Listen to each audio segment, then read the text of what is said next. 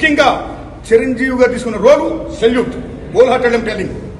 పరిశ్రమ పెద్దగా what the best role ఈ ప్లేడ్ దట్ డే. ఆయన ఎవరు అవమానించాల, తను గౌరవించారు. మమ్మల్ని ఎవరు అవమానించాల, తను గౌరవించారు. మేమందరూ అటు వెళ్ళాం, సమస్యలను చెప్పాం. సీఎం జగన్మోహన్ రెడ్డి గారు సానుకూలంగా స్పందించారు. పేరు నాని గారితో మాట్లాడి ఏం కావాలో మొత్తం తీసుకోండి అన్ని మనం చేద్దాం అని కూడా చెప్పారు.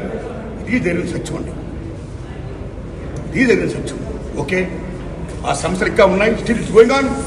ఆయన ప్రభుత్వం ఇప్పుడు లేదు, ఇప్పుడు మన చంద్రబాబు నాయుడు గవర్నమెంట్ వచ్చింది.